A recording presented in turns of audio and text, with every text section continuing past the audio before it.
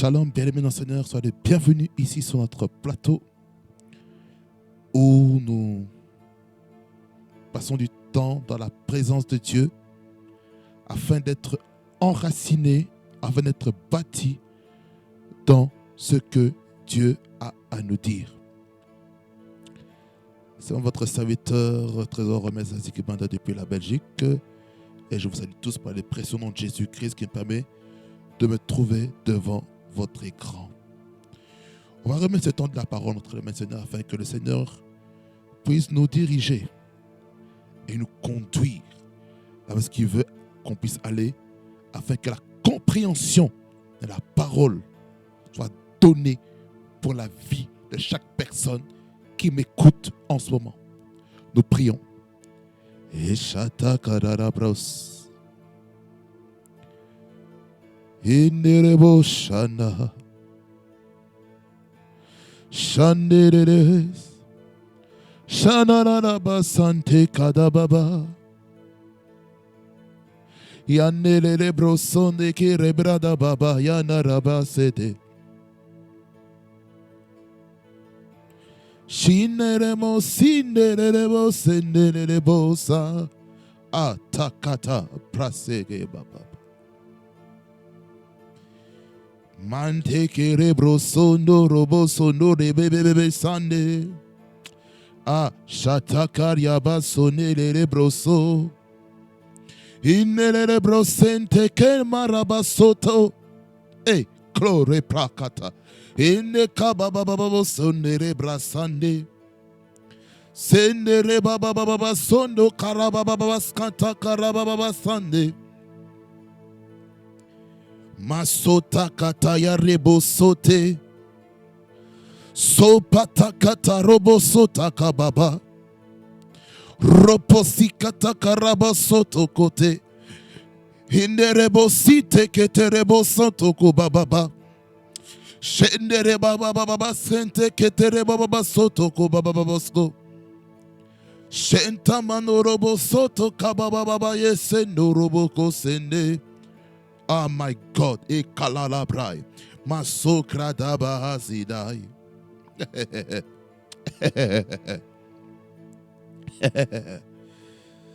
Sandaraba sode abahasaya. Jésus-Christ est Seigneur dans notre vie. Jésus-Christ est Dieu. Et Jésus-Christ nous emmène dans la maturité. Voilà pourquoi, Seigneur, je te rends grâce, je te loue, Seigneur, en ce moment, pour ton règne, pour ton amour infini, le Dieu des esprits, des prophètes. Oh, Jesus, Kalabra Sadagababa. Inderebo Satakabaya. Merci pour ce temps où nous allons partager ta parole. Ah, Jesus, Kalabrase. Itakarabaso teke yababa rababa. Hey, Jesus, Kato Mayane. Soka baba baba nelelero. Masonde lele broso na reba sanda. Yendelele na na na ye. Oh God. Ye shande rabroso gaba. Entre tes mains, je te remets ce temps de la parole, Seigneur. Parle à quelqu'un ici, Seigneur Jésus. Illumine quelqu'un, Seigneur. Fortifie quelqu'un. Édifie quelqu'un. Bâtis quelqu'un. Que l'esprit de chaque personne soit ouvert. Maïkete baso les gars. O canarebo sente kelele broso. Que chaque esprit soit ouvert. Que chaque cœur soit ouvert pour la réception de ta parole. Many believe when they saw the signs and wonders that you did. Katoriaba sologobose et kabababa. Jésus-Christ est Seigneur. Jésus-Christ est Seigneur. Jésus-Christ est Seigneur. Et il est assis à la droite de Dieu le Père. Le ciel est ton trône et la terre est ton marchepied. Jésus-Christ de Nazareth. Tu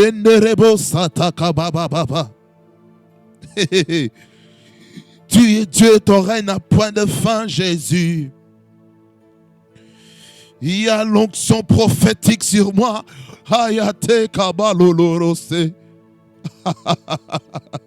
Sakata, le sakorobosa.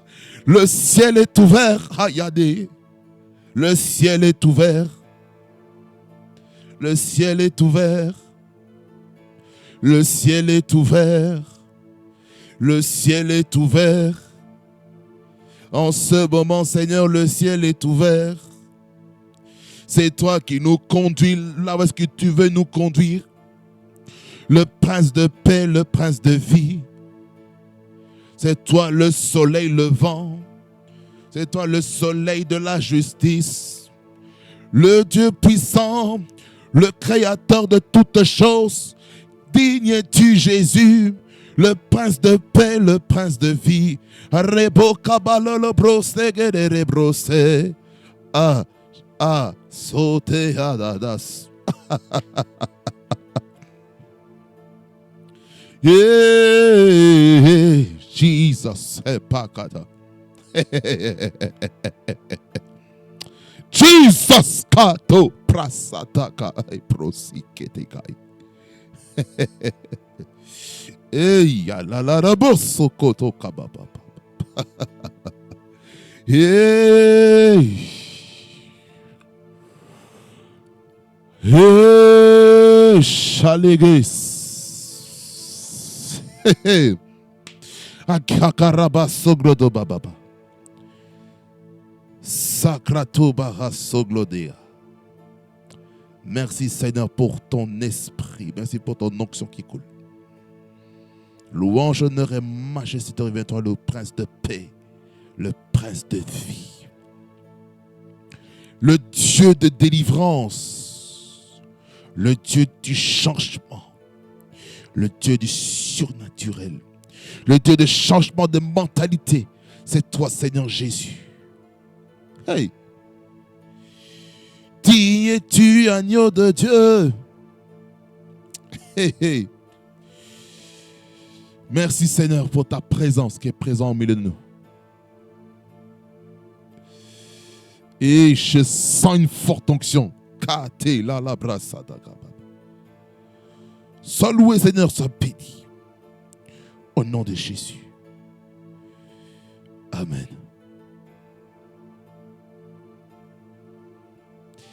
Bien aimé, nous allons lire 2 textes par la parole. 2 textes. 2 textes. 2 textes.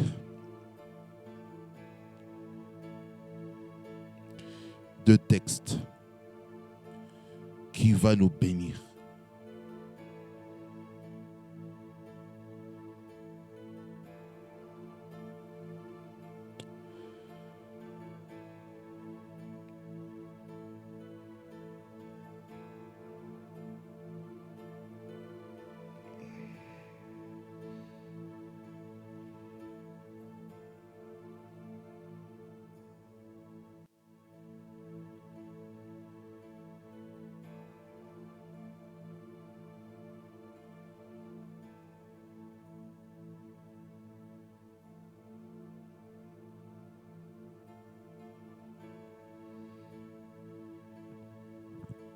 Nous allons prendre 1 Corinthiens, chapitre 3, versets 1er et 2. Il dit ceci, bien aimé dans le Seigneur.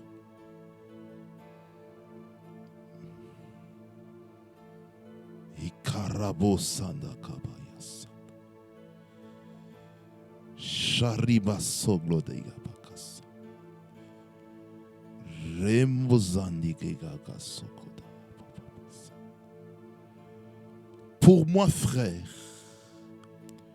ce n'est pas comme à des hommes spirituels que j'ai pu vous parler, mais comme à des hommes charnels, comme à des enfants en Christ.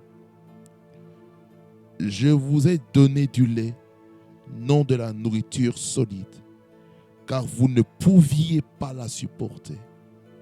Et vous ne le pouvez pas même à présent, parce que vous êtes encore charnel.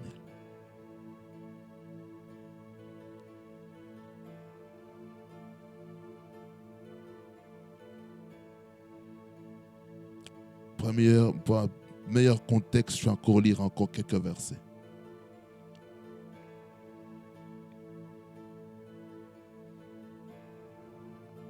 Non, je vais rester là. Je suis troublé dans mon esprit. Shakarabasata. Shakarakosokrata. Et il y a une onction prophétique très forte.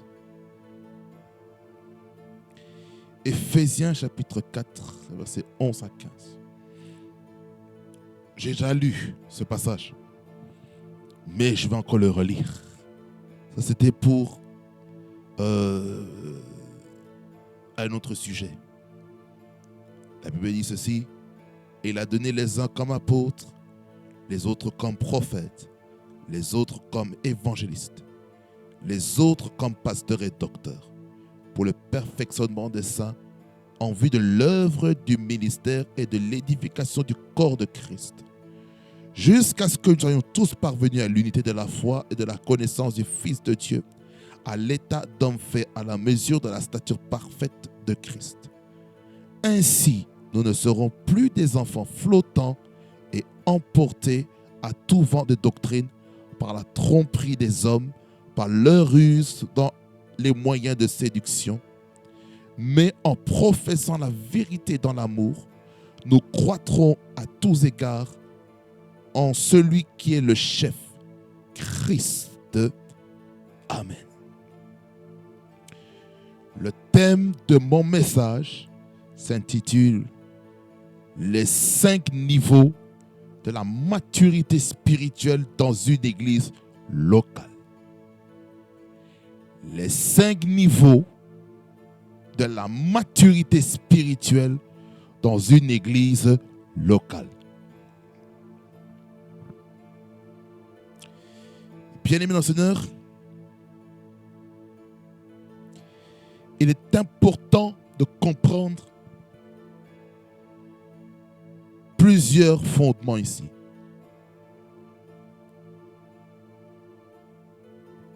Des choses qui sont vraiment importantes.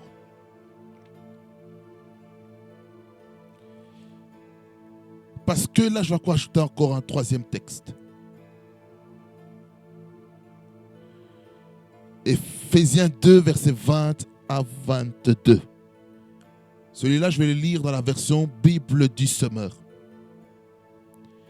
Il dit: Dieu vous a intégré à l'édifice qu'il construit sur le fondement que sont les apôtres, ses prophètes, et dont Jésus-Christ lui-même est la pierre principale. En lui, toute la construction s'élève, bien coordonnée, afin d'être un temple saint dans le Seigneur et uni à Christ. Vous avez été intégrés ensemble à cette construction pour former une demeure où Dieu habite par l'Esprit. Ce que nous devons comprendre, c'est comprendre sur quel fondement est bâtie l'Église.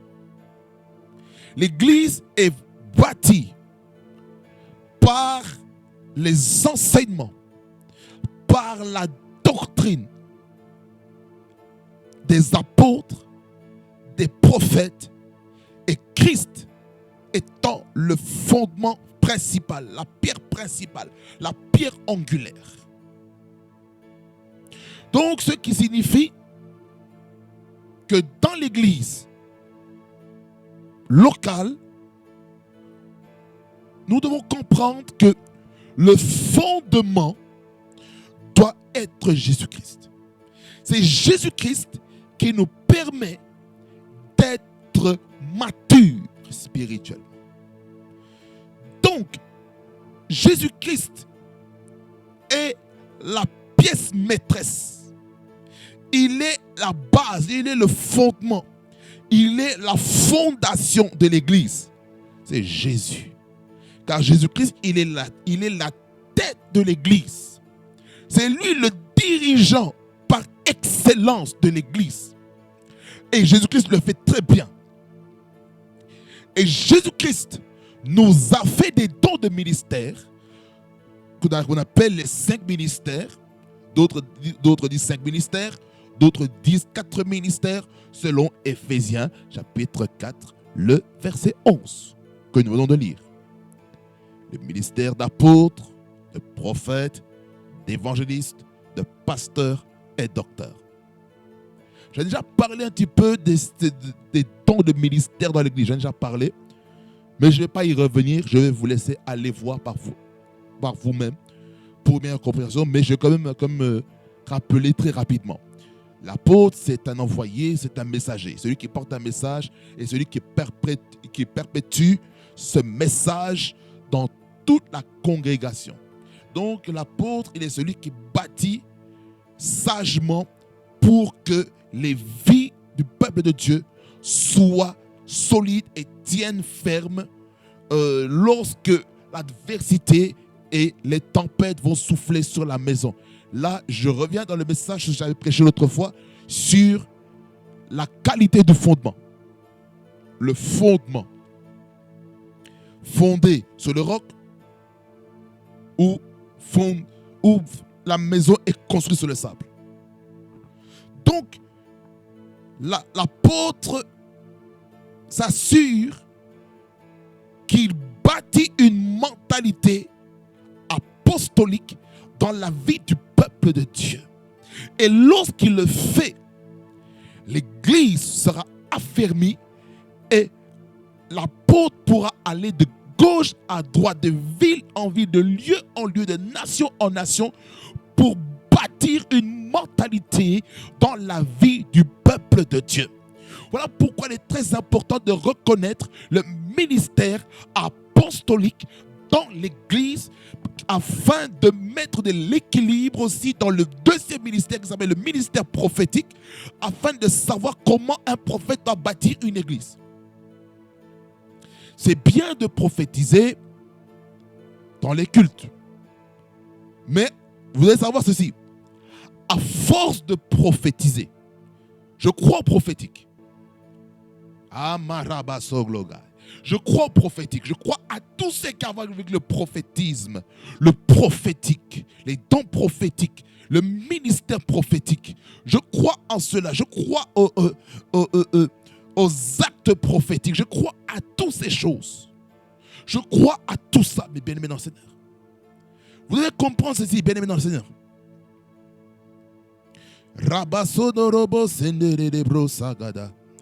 Vous devez comprendre ceci, bien-aimés dans le Seigneur, que vous devez comprendre que le prophétique nous permet de sonder, d'interpréter, de sonder le cœur de Dieu et le communiquer aux autres. Le prophétique ou le ministère de prophète, il a comme activité principale la prophétie. Donc, il est normal pour un prophète de prophétiser. Il est normal qu'il puisse parler, qu'il puisse prêcher sous l'inspiration du Saint-Esprit les textes bibliques qu'il prêche. Donc là, le prophète, il est là pour interpréter. C'est le prophète qui interprète la parole. Afin de savoir là où qu'est-ce que Dieu voulait nous dire exactement dans tel verset. Parce qu'il arrive souvent, on lit la parole tout seul. Parfois, on ne comprend pas. Il faut quelqu'un pour t'expliquer.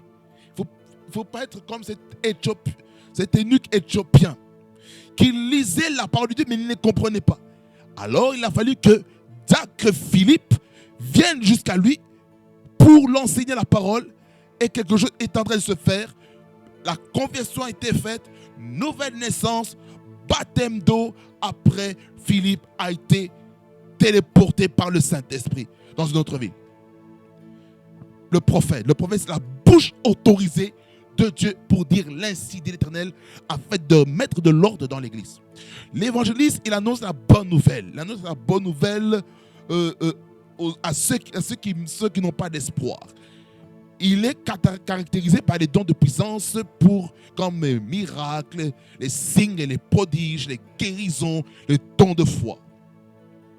Le pasteur, il s'intéresse à la santé de son église, des membres de l'église, du berger.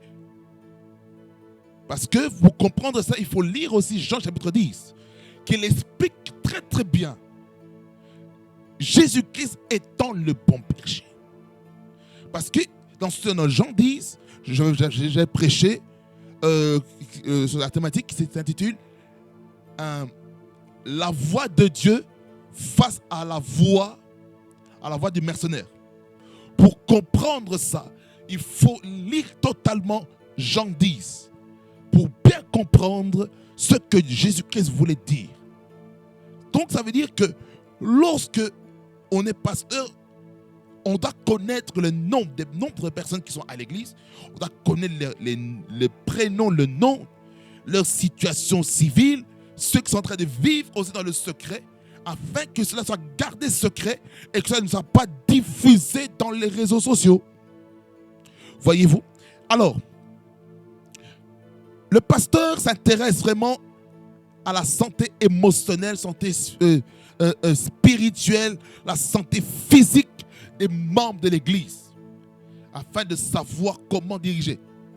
Mais il arrive que dans une église, que le pasteur principal délègue son autorité au berger de l'église, afin de prendre des nouvelles, savoir qu'est-ce qui se passe avec mon bien-aimé. Et la personne qui a la charge de prendre les nouvelles va le faire remonter à la hiérarchie pour prendre des nouvelles par rapport à ce qui se passe en dessous. Parce que le berger principal ne peut pas avoir les yeux sur tout. Raison pour laquelle lorsqu'on va dans les livres de Lévitique ou de Nombre, dans laquelle Dieu avait besoin de répandre l'esprit qui était sur Moïse, afin de distribuer sur les 70 anciens, afin de porter la charge du ministère. Ce qui veut dire qu'à un moment donné, un leader d'église ne pourra pas faire tout le ministère tout seul. Il aura besoin de personnes pour l'aider. Alors, le docteur, en français, en anglais, on appelle ça teacher, l'enseignant. Le docteur, c'est un enseignant. C'est juste celui qui prêche la parole afin que le peuple de Dieu puisse comprendre la saine doctrine. Là, j'ai expliqué un peu rapidement les 5 ministères. Ces 5 ministères-là servent à quoi? Servent à amener la maturité spirituelle dans l'église locale. Dans une église locale lambda. Là où est-ce que Jésus-Christ règne. Alors, lorsqu'on parle de niveau, le niveau, il y a une unité de mesure qu'il y a là. Par exemple, pour ceux qui sont dans le secteur du bâtiment, il y a le niveau qui permet de savoir si ce qui est en train d'être construit est droit ou pas.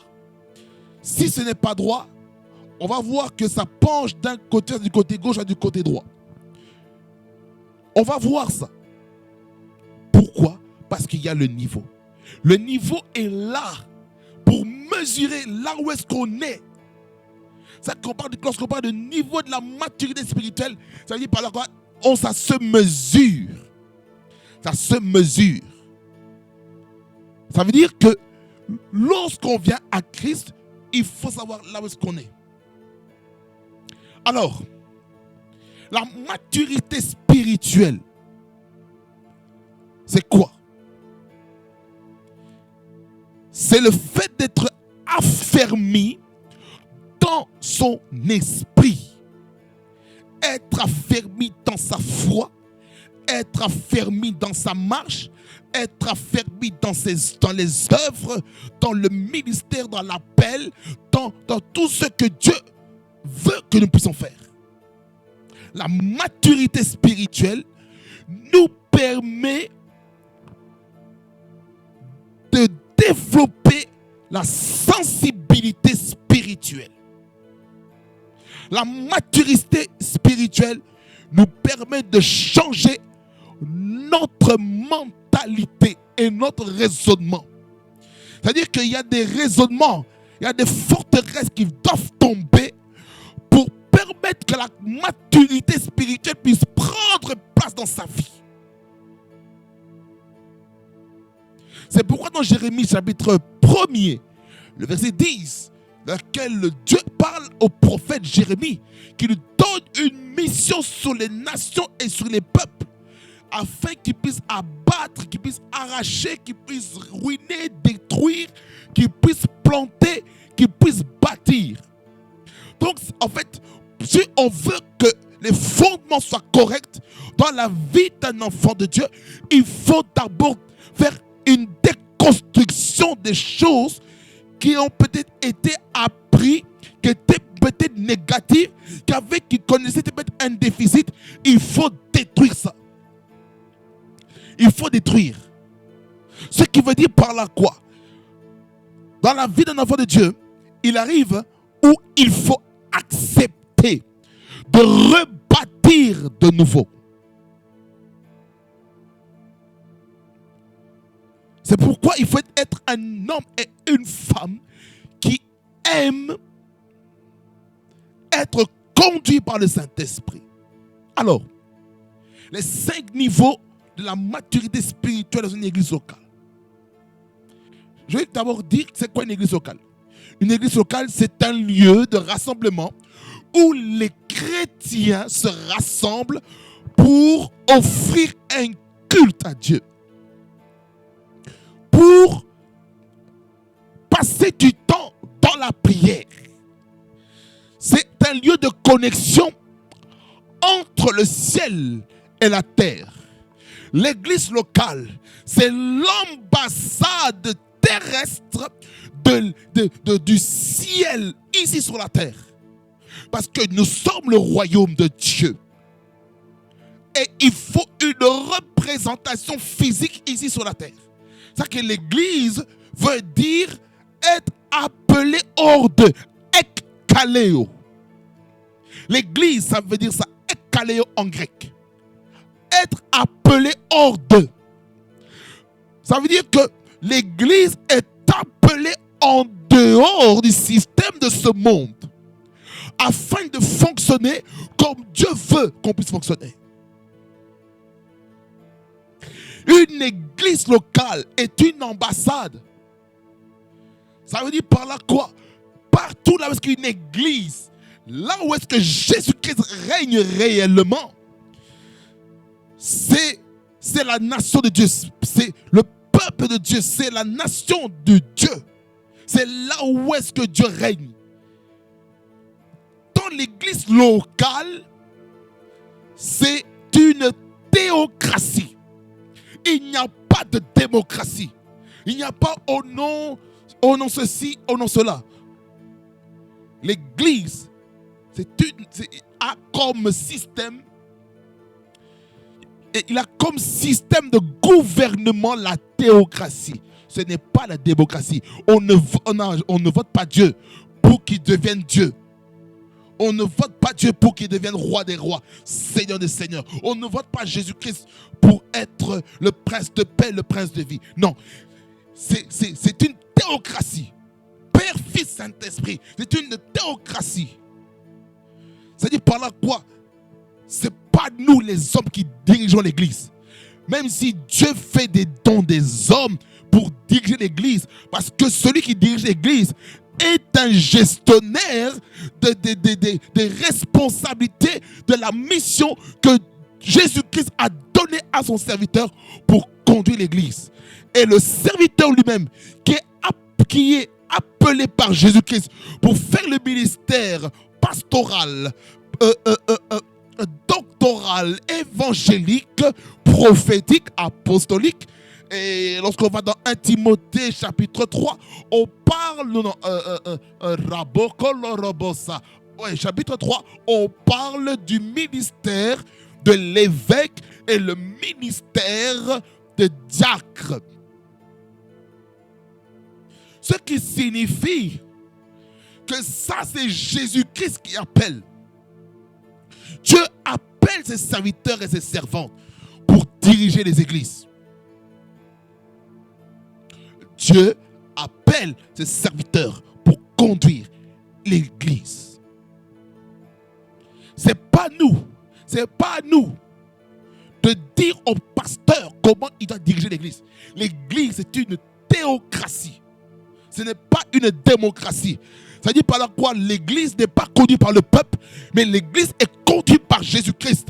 Et Jésus-Christ parle à ses serviteurs, les apôtres, les prophètes, les évangélistes, les pasteurs, les docteurs, les évêques, les archevêques, pour conduire l'église dans la direction dans laquelle il doit prendre. Alors les membres en dessous ont la responsabilité de travailler avec l'ange de l'église pour diriger l'église, pour avancer l'œuvre de Dieu. C'est pourquoi il est important de comprendre le système hiérarchique de l'église, de comprendre la hiérarchie d'autorité qu'il y a dans l'église. Il faut comprendre c'est quoi l'autorité spirituelle.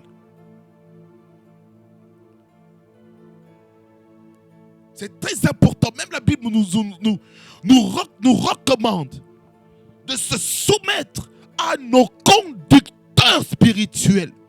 Parce que c'est eux qui rendront des comptes à Dieu. Il dit ceci, il faut que nous puissions faire en sorte que les pasteurs, que les bergers des églises puissent conduire le peuple de Dieu avec joie.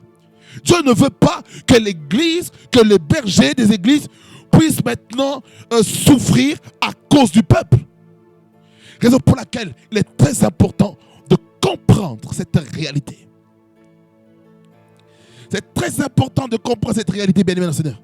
Si nous ne comprenons pas ça, c'est grave. C'est pourquoi je m'attarde vraiment sur le fondement pour comprendre que l'église n'appartient pas à un homme, n'appartient pas que je veux dire, au prédicateur. Non. Il est certes responsable, juridique, par rapport à l'église. Il a la responsabilité civile, responsabilité morale, et la responsabilité spirituelle. Donc, il est aussi dans les sphères administratives de l'église. Ce qui veut dire, l'église ne doit pas être une église qui fatigue les bergers d'église. Parce que les combats que les bergers d'église ont, c'est énormissime. Alors, tout ça, ce sont les fondements. Tout ça, ce sont des vérités que je suis en train de vous dire par rapport à l'église locale, par rapport à la maturité spirituelle, par rapport au niveau. J'ai défini la thématique. Et en définissant la thématique, j'ai dit aussi les vérités là-dedans. Alors, le premier niveau de la maturité spirituelle, c'est le niveau des nouveaux convertis. Les nouveaux convertis par la nouvelle naissance.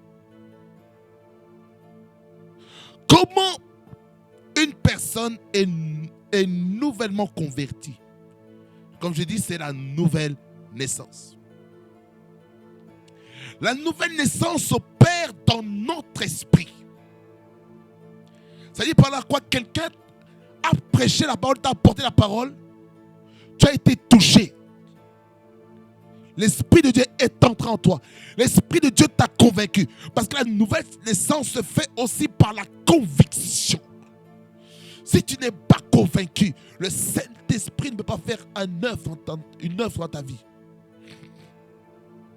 Certaines personnes, le jour J, ils ne sont pas reconvaincus. Mais celui qui a prêché la parole, il doit prier pour la conversion de cette âme. Au temps fixé par Dieu, Dieu visitera cette âme.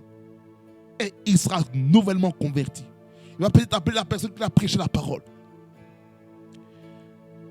Nouveau converti par la nouvelle naissance. Et la Bible nous dit ceci par rapport au ministère d'évêque. Là, je retourne encore dans la responsabilité. Il dit ceci, que celui qui veut aspirer au ministère, à la charge d'un évêque, il ne doit pas être un jeune converti. Parce que le fait de donner la responsabilité à un jeune converti, il ne pourra pas gérer cette chose-là. Tellement que c'est lourd, il va craquer. Son esprit n'est pas encore fort pour gérer cette responsabilité. Un nouveau converti, il n'est pas encore affirmé en 100%. Un nouveau converti, c'est comme quelqu'un, c'est comme une maman qui accouche un enfant. C'est ça. Le nouveau converti, c'est ça la nouvelle naissance. Ça veut dire par là quoi? La conversion et la nouvelle naissance, il faut comprendre, ça demande un travail. Un travail dans son esprit pour que cette conversion se passe. La nouvelle naissance se fait par la régénération de son esprit. Notre âme n'est pas régénérée automatiquement, mais notre esprit est régénéré automatiquement lorsqu'on donne sa vie à Jésus-Christ. La nouvelle naissance, nouveau converti. Le nouveau converti dans l'église font la joie des membres lorsqu'il y a une nouvelle personne qui vient. Ça dit par là quoi? Pour les anciens de l'église, ils doivent s'approcher des nouvelles personnes qui viennent à l'église. On doit les saluer. C'est-à-dire qu'il faut qu'il y ait un bon service d'accueil qui va faire en sorte de les mettre à l'aise afin qu'ils puissent revenir dans la maison de Dieu. Pourquoi? Parce que cela est très important et c'est très capital. Nouveau converti dans une église locale.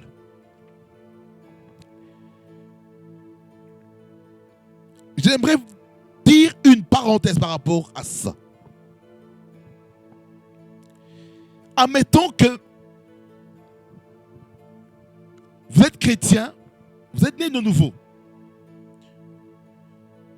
Vous êtes membre, vous avez été membre d'une église par affiliation en complétant la fiche de contact pour les nouvelles personnes afin de servir le Seigneur, afin d'avoir les programmes de l'église, style intercession, style étude biblique, culte de semaine, culte de célébration, peu importe, ça va quand il y a des cours d'affermissement et tout cela.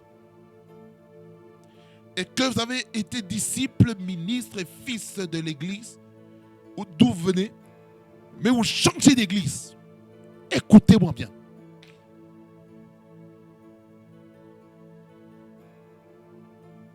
Lorsqu'on change de famille spirituelle, quand je parle de famille spirituelle, je parle dans le sens des dénominations, premièrement, et deuxièmement, par rapport aux convictions. Il faut savoir ceci, même si le Saint-Esprit est partout, il faut savoir que le Saint-Esprit n'agit pas de la même manière dans chaque assemblée locale. Ça, c'est une première vérité que vous devez comprendre. Venez d'une église et vous allez dans une autre. Sous le plan de l'église locale, là où est-ce que vous allez, vous êtes considéré comme un nouveau converti pour l'église en question. Vous êtes considéré comme un nouveau converti, comme une nouvelle personne dans l'église. Même si vous avez suivi à distance, c'est bien. Mais en présentiel, vous êtes considéré comme nouveau converti. Raison pour laquelle, pour les églises dans laquelle il y a des nouvelles personnes qui suivent même en ligne, mettez le lien, mettez le code QR afin que les hommes et les femmes puissent scanner pour dire voilà, ils ont donné leur vie à Christ, voilà, ils veulent être membres de l'église. Faites ce formulaire-là afin que l'église puisse avoir les détails, afin d'être en contact avec eux. C'est très important. Il y a des conversions qui se font en ligne. Et ces personnes décident d'être membres de l'église, mais en ligne.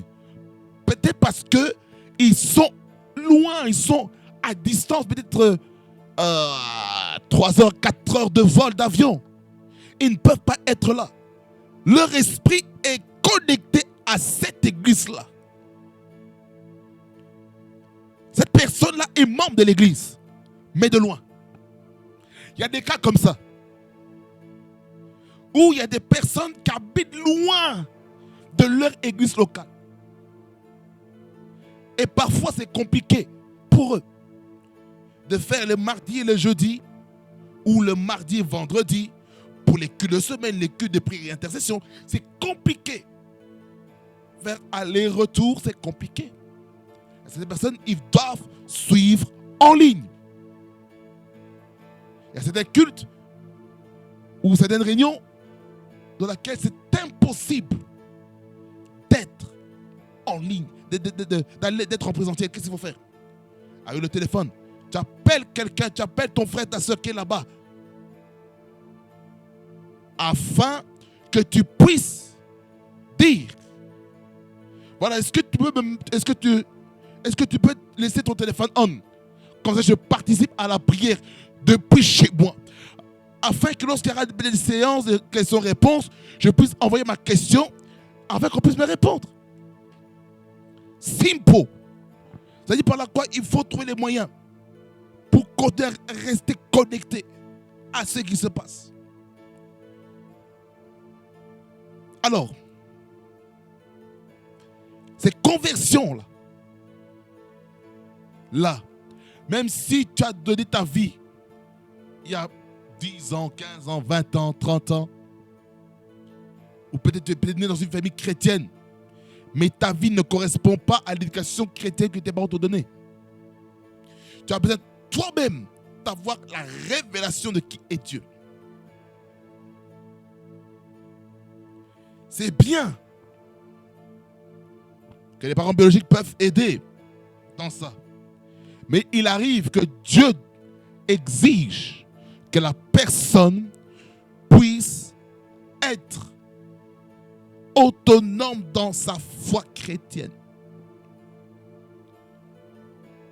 C'est pourquoi il est important de comprendre qu'un nouveau converti a besoin d'être affermi.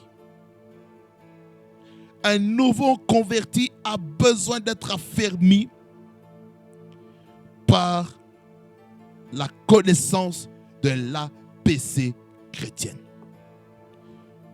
Je vais dire encore une chose par rapport à ça.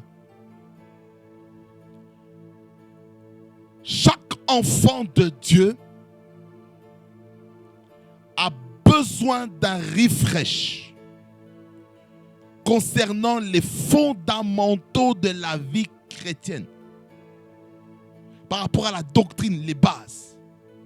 Tu peux avoir 50 ans de vie chrétienne, mais il est possible que tu aies oublié les cours d'affermissement que tu as reçus au tout début de ta conversion. Va revoir tes cours d'affermissement. Revois. Afin de stabiliser la chose dans ta vie. C'est important. Vous savez, dans chaque entreprise, chaque année, il y a des refreshs. À des périodes bien spécifiques. Par exemple, on va dire au mois de janvier, vous avez formation de ça. Refresh. Au mois de février, refresh. Au mois d'avril, refresh. Au mois de septembre, refresh. Novembre, refresh. C'est important. Pourquoi? C'est pour se mettre à jour. Et certaines personnes sont contre le fait de faire des refreshs dans leur vie chrétienne. Il faut faire des mises à jour. C'est pour dire ceci. Les cours d'affermissement n'est pas seulement que pour les nouveaux chrétiens. Même les anciens chrétiens doivent passer là-dedans aussi. Ah oui. Come on. C'est bien de retourner. Tu vas te rendre compte que tu as oublié c'est quoi la nouvelle naissance. Tu vas peut-être oublier c'est quoi la conversion. Tu vas peut-être oublier c'est quoi l'assurance du salut. Tu vas peut-être oublier c'est quoi la communion du Saint-Esprit. Tu vas peut-être oublier c'est quoi le baptême d'eau. C'est quoi le baptême Saint-Esprit. Tu vas peut-être oublier c'est quoi la Pentecôte. Tu vas peut-être oublier certaines choses essentielles par rapport à ta vie chrétienne. Raison pour laquelle certains chrétiens ne grandissent pas parce qu'ils ne font pas des refreshs. Acceptons de faire des refreshs spirituels. Il faut que notre esprit se mette à jour. On reçoit des cours académiquement, oui, intellectuellement. Maintenant, il faut que ces cours-là deviennent spirituels. Il faut que tu les emmagasines dans ton esprit. Il faut faire un refresh. Car on dit souvent qu'il y a cette proverbe qui dit que la répétition est la mère de la science ou la mère de la connaissance. Ça veut dire par là quoi? Il faut accepter qu'on répète les mêmes choses. Car la Bible, ce sont des séquences de répétitions. Des répétitions. Si toi, enfant de Dieu, tu es fatigué de répétitions, alors ça ne sert à rien de poursuivre ta vie chrétienne. Parce que toi, tu n'acceptes pas les répétitions. Répétition. Par exemple, pour ceux qui sont des ministres de la musique, Karabasobre, pourquoi il y a des répétitions? C'est pour se mettre à jour. Il y a peut-être des nouvelles techniques sur comment aborder tel chant. Peut-être on va peut-être attaquer le chant. Avec l'attaque, on va aller doucement. On va faire le crescendo. On va faire la patate chaude dans la bouche. On va travailler le muscle de la bouche. Le muscle de la langue. On va travailler les cordes vocales. Le souffle. Il y a une nouvelle manière de travailler. Nouvelle technique de vocalise. Pour stimuler les cordes vocales. Tout ce qu'il faut. Il faut accepter le temps des refresh. Un enfant de Dieu qui n'accepte pas les refresh, ça ne va pas aller pour sa vie chrétienne. C'est pourquoi, lorsque vous écoutez un message, une thématique quelconque, acceptez de faire des refresh. Il faut accepter les refresh. Lorsqu'on accepte les refresh, je peux vous dire qu'il y a des choses bonnes qui vont se passer parce que vous-même, vous avez accepté d'être rafraîchis spirituellement. Certaines personnes sont asséchés spirituellement. Ils sont morts. Ils ont besoin d'un rafraîchissement spirituel en retournant dans l'ABC. Pourquoi je tarde sur le premier niveau, sur les nouveaux convertis, par la nouvelle naissance? Parce que là, il y a deux volets. Il y a le volet pour ceux qui ne connaissent pas Christ. Il y a l'autre volet pour ceux qui connaissent Christ, qui ont besoin d'un refresh, ou peut-être qu'ils sont peut-être rétrogradés dans la foi, ou que peut-être dans leur qualité de vie, ils ont peut-être dévié. Alors, ils ont besoin d'un refresh pour les introduire plus haut. Quelqu'un dit Amen. Alors, la conversion est quelque chose de très important. La conversion. Ça, c'est la première chose qu'il faut comprendre. Parce que ici, ce n'est pas une prédication, ça c'est un enseignement que je donne ici. Parce que l'Église doit être affermie. Il faut que l'Église soit affermie. C'est pour ça que Dieu a envoyé ses serviteurs, les apôtres, les prophètes, les évangélistes, les pasteurs, les docteurs, pour le perfectionnement des saints. Le perfectionnement des saints, on va dire même si c'est pour l'affermissement des saints. Le but, c'est de rendre l'Église, c'est de rendre les âmes forts spirituellement, afin que les fidèles des églises deviennent de moins en moins dépendants des prédicateurs, des pasteurs, mais qui puissent devenir interdépendants. Parce que le pasteur a besoin de vous et vous avez besoin aussi du pasteur. Donc il y a une interdépendance malgré votre diversité d'opérations, mais vous avez besoin des uns des autres. Premier niveau, j'ai dit nouvelle conversion, nouveau converti par la nouvelle naissance. Écoutez-moi bien, ces âmes-là qui sont gagnées à Christ dans l'évangélisation et ceux qui viennent d'autres églises pour aller dans une autre, écoutez-moi bien, on sera traité de la même manière, même si on est chrétien ou pas. Mais ce n'est pas par la parole. Écoutez-moi bien, on sera traité de la même manière. Ce n'est pas parce que tu viens dans une église, tu n'as pas encore fait 2 ans ou 3 ans, que maintenant tu te dis, oh non, le cours d'affermissement, ça ne me sert à rien. Oh non, c'est telle personne, et il est plus qu'un pasteur, il est plus ceci. Oui, c'est bien. Même le pasteur a besoin aussi d'être enseigné. Il a besoin d'être affermi dans sa foi. Il a besoin de ça. Que personne ne dise qu'il n'a pas besoin d'être affermi. Que personne ne dise qu'il n'a pas besoin d'être fortifié. Que personne ne dise qu'il n'a pas besoin d'être édifié. Que personne ne dise qu'il n'a pas besoin d'être consolé. Tout le monde en a besoin, y compris les serviteurs de Dieu. C'est ça qu'à un moment donné, les serviteurs de Dieu ont besoin de se retirer comme Moïse, 40 jours de jeûne et de prière.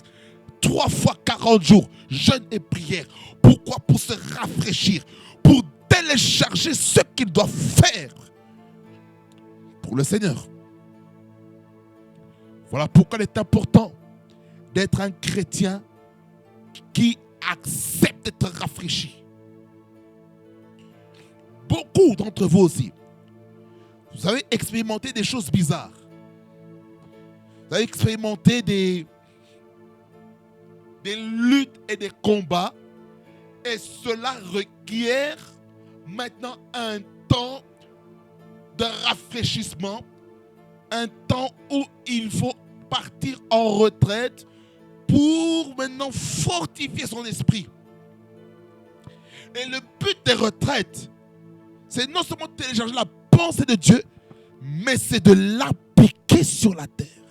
C'est de l'appliquer dans chaque domaine de sa vie. Dieu peut te parler par rapport au ministère, par rapport à ton appel. Durant le temps de retraite, lorsque tu sors, maintenant tu commences à mettre en place la structure qu'il faut par rapport à l'appel. J'ai regardé une vidéo tout à l'heure d'un coach dans laquelle il est en train d'expliquer aux enfants qui veulent atteindre une vision à long terme.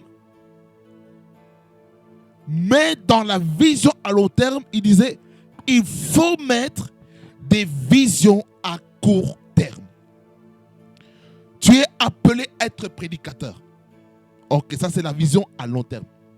Tu es appelé à diriger une église. Vision à long terme. Tu es appelé à sillonner les nations. Ça c'est à long terme.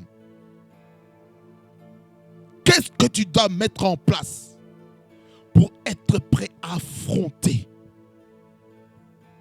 le monde entier, présentiel comme en ligne? Comment tu vas faire? Quelles sont les structures que tu dois mettre en place? Tu appelles être prédicateur. Quelle formation tu dois chercher? Vers où tu dois aller pour te spécialiser, pour t'aiguiser? Car le fer aiguise le fer. Tu as besoin de savoir dans quel endroit tu dois aller pour te former. Va de pas à pas. Écoutez-moi bien. Dans la vie d'un être humain, de chaque homme, chaque femme, il y a 3 phases. De 0 à 25 ans, c'est la découverte de soi. De 25 à 50 ans, c'est le développement de soi. De 50 et au-delà, c'est l'héritage. C'est en fait, c'est la moisson de ce qui a été de la connaissance de qui on est, de son développement. Et ça, maintenant, ce sont les récompenses. Là où est-ce qu'il y a la retraite, la pension. Alors, chacun doit apprendre à se développer. Dans quel domaine devez-vous vous développer? C'est très important. Je dis beaucoup de choses par rapport à cette thématique. Beaucoup de choses. Parce que je sens que la direction vient de changer. Tout ça à cause du point des convertis. Ça, c'était le premier point. Le deuxième point, c'est la dimension des membres. C'est la dimension où tu t'identifies à une famille spirituelle. Tu es membre de telle église. Comment on devient membre d'une église? Souvent, c'est en complétant la fiche d'information qu'on donne à la fin du culte. C'est qu'il y a une question qui nous est posée vers la fin. Est-ce que vous voulez devenir membre de notre église? Lorsque vous mettez oui, là vous avez atteint le deuxième niveau de la maturité spirituelle d'une église locale. C'est là où est-ce que vous dites, cette église, c'est mon église. Cette église locale, cette dénomination, cette famille spirituelle, c'est mon église. Parce que le converti, il ne s'approprie pas encore la chose. Il n'est pas encore affilié. Et le membre, il s'identifie à l'église. Ça veut dire qu'il est passionné par rapport à son église. Il peut parler de son père spirituel. Il peut parler de sa mère spirituelle. Il peut parler de ses frères spirituels en bien. Il peut parler en bien de son église, sur le fonctionnement de l'église. Il dit, voilà, moi j'aime ça dans mon église. Voyez-vous? Il est très important de savoir ça. Deuxième niveau, c'est le niveau des membres. Le niveau des membres, là, tu t'approches un peu plus de l'engagement. Ça, c'est le deuxième niveau. Être membre de l'église.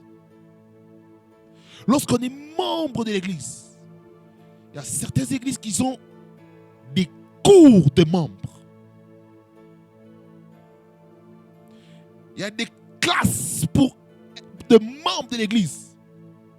Donc dans ces classes-là, on est en train d'expliquer c'est quoi l'église. C'est quoi la dénomination dans laquelle vous êtes. Quelle est la vision? Quelle est la doctrine? Quelle est la confession de foi qui est prêchée dans cette église? Quelles sont les valeurs dans lesquelles nous tenons? Quelle est la vision? Quelle est l'histoire?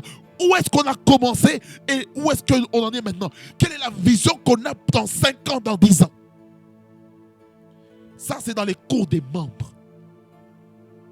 Savoir quelle est la structure de l'église.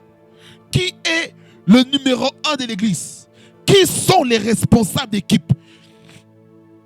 Ça veut dire par là quoi il faut découvrir maintenant la hiérarchie de l'église. Connaître les départements. Il y a combien de départements de l'église? Qui sont les responsables de telle équipe? Dans les comités, il y a qui? Il y a quelques personnes. Alors, il y a le président, il y a le secrétaire, il y a les assistants, il y a les trésoriers, il y a ceci, il y a cela, il y a tel groupe qui est pour ceci, qui est pour cela.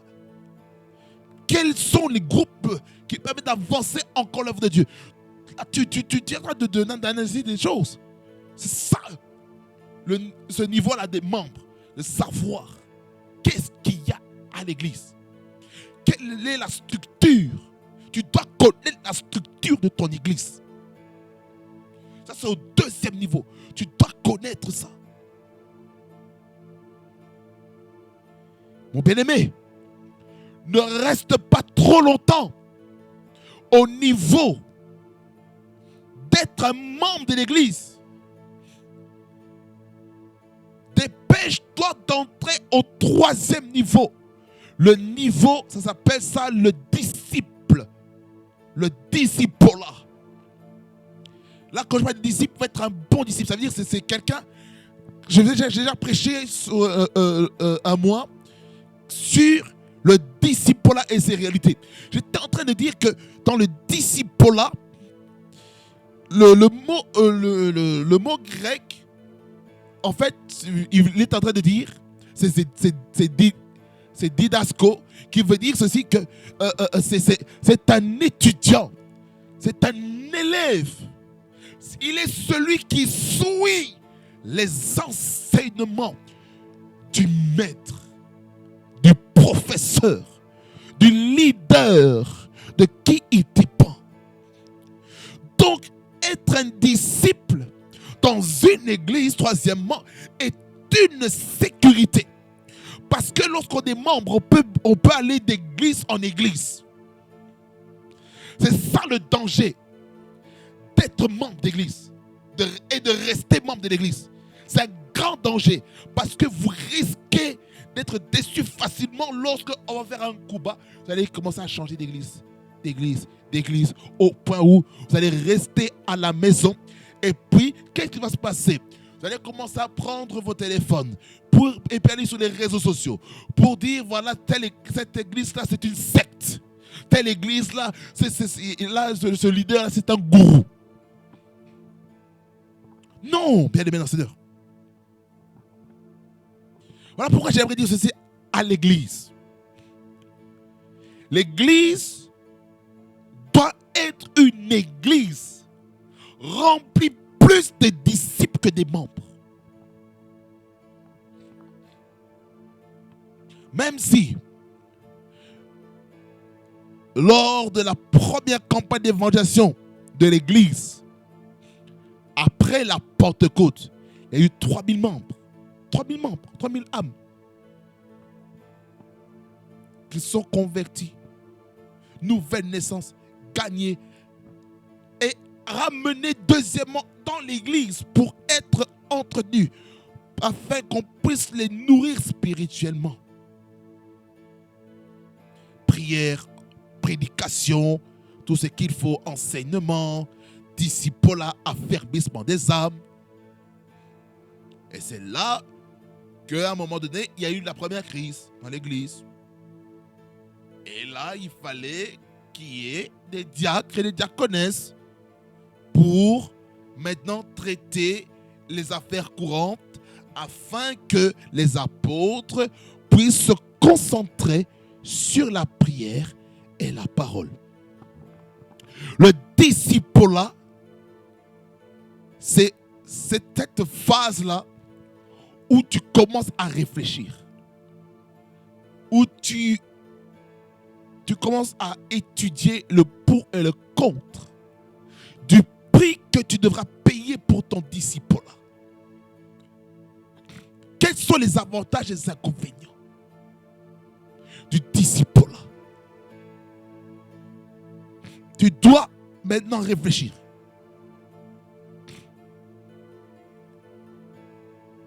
Quelles sont les choses que je dois laisser? Quelles sont les choses que je dois embrasser?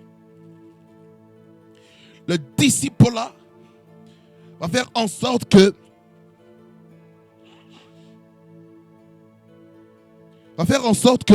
tu vas commencer à payer le prix du disciple.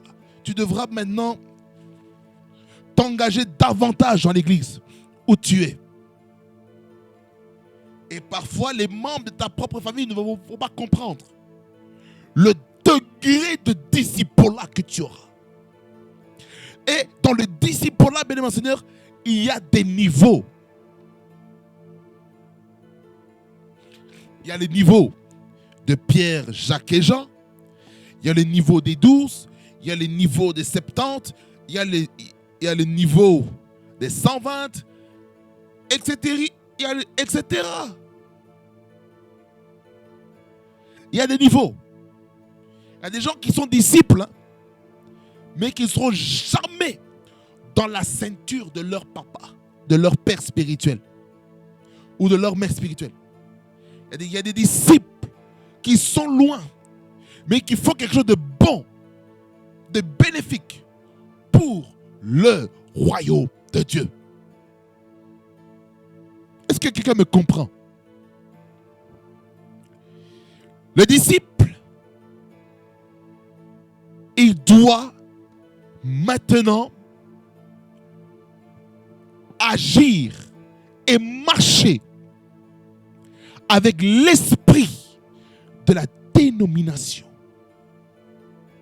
Et c'est de comprendre le message de son maître, afin de savoir quel est le message de mon maître.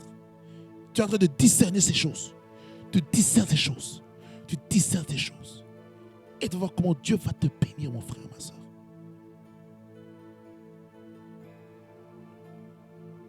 Il y a un prix à payer pour les disciples. Il y a des récompenses par rapport à ça. Il y a des bénéfices par rapport aux disciples. Et il y a des choix à faire pour le disciple. Il y a une attitude à avoir pendant le disciple. Qui dit disciple dit aussi mentorat, mentorship. Voyez-vous? Ça, c'est le troisième niveau. Le troisième niveau, c'est la sécurité. Et au niveau des disciples, toi-même aussi, tu dois aussi faire des disciples. Tu dois engendrer aussi des disciples, afin que eux-mêmes aussi puissent dupliquer aussi leurs propres disciples.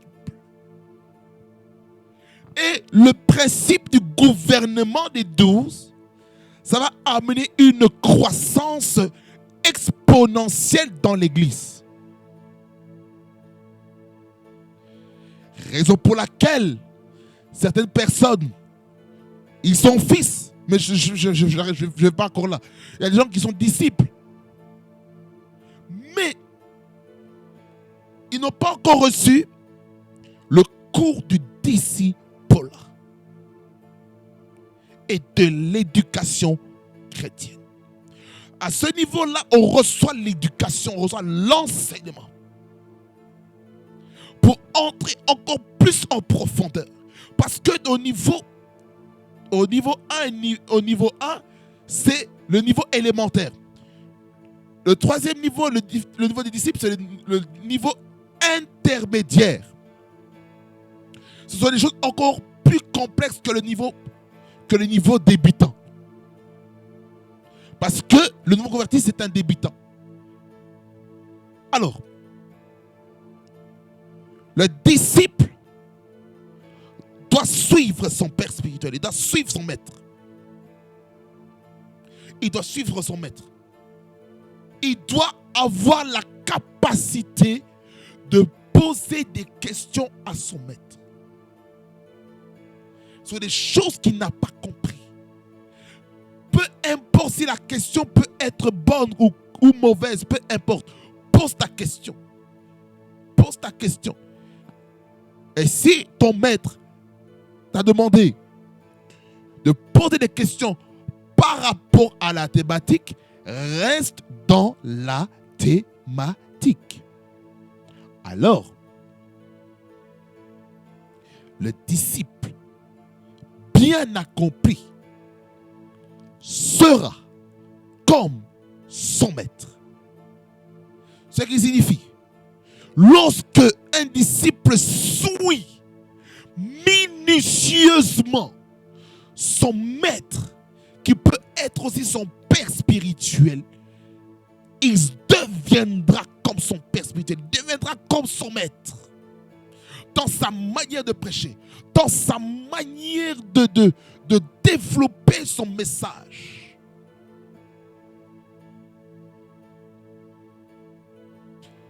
Et c'est pour cela, ces disciples doivent découvrir leur appel. Et ça, c'est le 4e niveau de la maturité spirituelle, ministre. C'est-à-dire, c'est la dimension d'être un ouvrier dans la maison de Dieu. Tu es un ouvrier, tu travailles. Tu travailles là-dedans. Tu travailles. Tu fais ce qu'il faut. Tu es peut-être dans le protocole, dans la chorale, tu es au niveau des médias, tu es peut-être au service au pasteur, tu es à l'école de dimanche, ou peut-être tu es à l'administration, ou tu es peut-être journaliste, ou tu es peut-être interprète, tu es peut-être modérateur, ou tu es peut-être dans l'intercession, ou peut-être tu es au niveau des ingénieurs son. Peu importe le département, peut-être tu es dans le département, département sanitaire qui consiste à nettoyer l'église, les bâtiments et tout. Peut-être tu es au service pour les invités que le pasteur titulaire ou le pasteur principal invite afin de préparer à manger. Là, tu es dans la restauration. Là, tu dois découvrir maintenant ton appel afin d'être un ministre de Dieu. Étant serviteur de Dieu, en tant que ministre de Dieu, ne reste pas ministre. Vise plus haut, deviens fils. Le fils est là pourquoi? C'est pour la loyauté, la fidélité.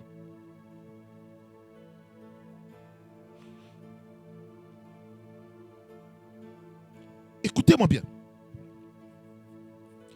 Par rapport au fils, là je vais clôturer avec le fils.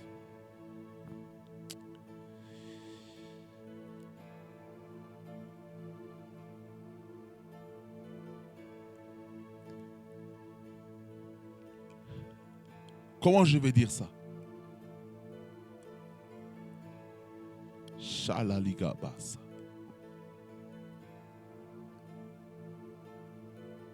Il ne faut pas courir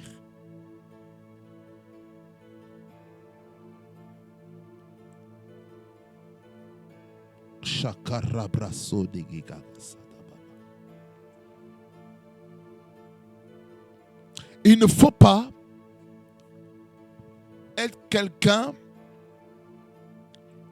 qui appelle un prédicateur à Bob Boutchan daddy, tandis que vous n'avez aucune connexion, vous n'êtes jamais vu, jamais rencontré.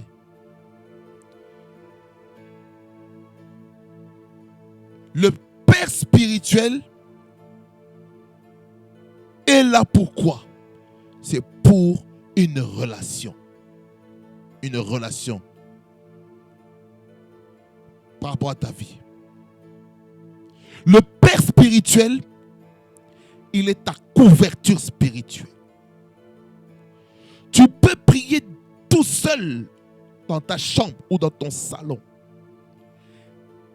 Mais tu ne sais pas que ton père spirituel, depuis chez lui, il prie. Dieu, mets ton nom dans son cœur afin de prier pour toi. Tu ne sais pas les combats que toi, tu es en train de que tu as échappé. Tu ne sais pas aux dégâts que tu as échappé dans ta vie grâce à la prière de ton père spirituel, grâce à la prière de ta mère spirituelle. Pourquoi? Parce que Dieu parle à son serviteur par rapport à la bergerie que Dieu a donnée à son serviteur. Alors, bien-aimé dans le Seigneur, il faut comprendre que l'Église est une Église qui doit être affermie dans les choses de Dieu. J'aimerais dire ceci.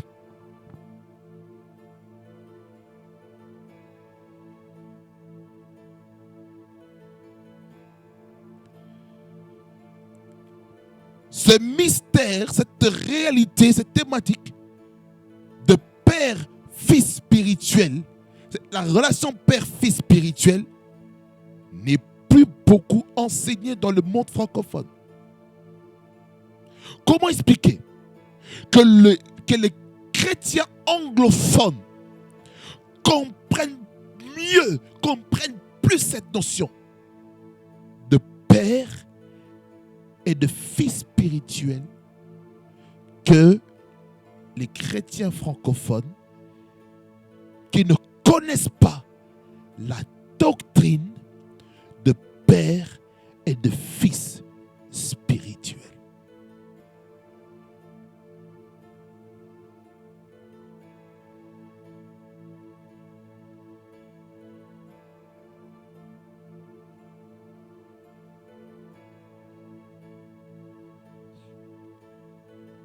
C'est pour cela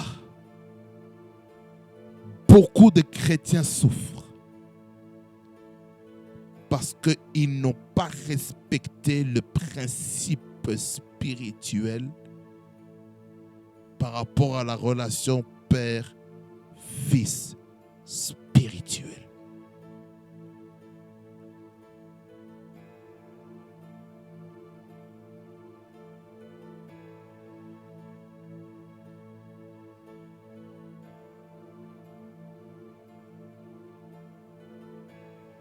Au mois d'octobre,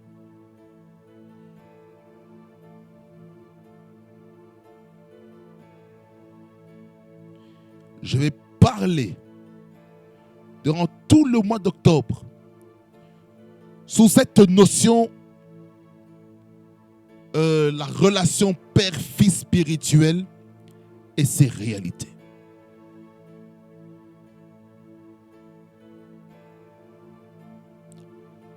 En allant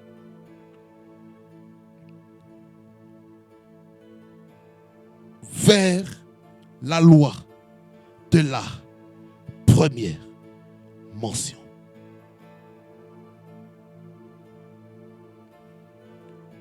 Mais pour comprendre la thématique du mois d'octobre, je vais commencer à parler qu'est-ce qu'un père et définir les types de pères qu'il y a sur la terre et dans le monde spirituel, que ce soit le côté biologique comme le côté spirituel. Là, je vais vous expliquer des choses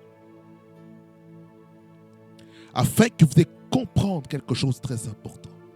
Il faut qu'il y ait une autre compréhension par rapport à la paternité. Parce que cette notion-là de père et fils spirituel a été bafouée. On n'appelle pas tout prédicateur papa si ce n'est pas ton père. Tu dois savoir qui est ton père spirituel. Tu dois savoir qui est ta mère spirituelle. Tu dois savoir qui sont tes parents spirituels, mon bien-aimé. Si tu ne connais pas qui est ton père spirituel, qui est ta mère spirituelle, tu ne pourras pas hériter de son ADN. Tu ne pourras pas hériter de ce qu'il porte. Tu ne pourras pas hériter de l'esprit qu'il porte en lui. Tu ne pourras pas aller de l'avant, même si tu as l'onction sur ta vie. Mais il y a onction et onction. Tu dois savoir ceci, qu'il y a des personnes qui ont une onction qui est supérieure à la tienne. Même si tu as l'onction sur ta vie, mon bien-aimé, tu dois comprendre ceci, que tu as besoin d'une onction supérieure pour aller loin dans ta vie. Oh my God, tu dois accepter aussi les impactations. Tu as besoin d'être impacté par l'onction. Tu as besoin que ton père spirituel puisse activer les dons spirituels qui sont endormis en toi. Oh mon Dieu. Je suis déjà au mois d'octobre. Jésus-Christ Nazareth. Je suis déjà au mois d'octobre. Je suis déjà au mois d'octobre. Écoutez-moi. C'est pour dire ceci, que la maturité spirituelle est très importante. Ça va? Où est-ce qu'on en est? Où est-ce qu'on en est par rapport à sa marche chrétienne, par rapport au niveau, où est-ce qu'on en est? Dans l'église locale, où est-ce que tu es?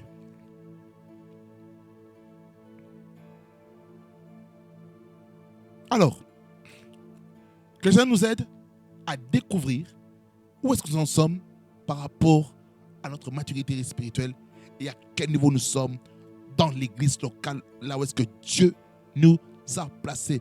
Pas comme nous voulons, mais dans l'église, là où est-ce que vous vous sentez à l'aise, là où est-ce que Dieu vous parle, là où est-ce que les dons en vous qui sont endormis puissent se réveiller. Amen. Que le Seigneur vous bénisse abondamment, fasse beaucoup de bien et nous restons connectés, en tout cas pour la prochaine fois, parce que le Seigneur est avec nous. Que le Seigneur fasse beaucoup de bien.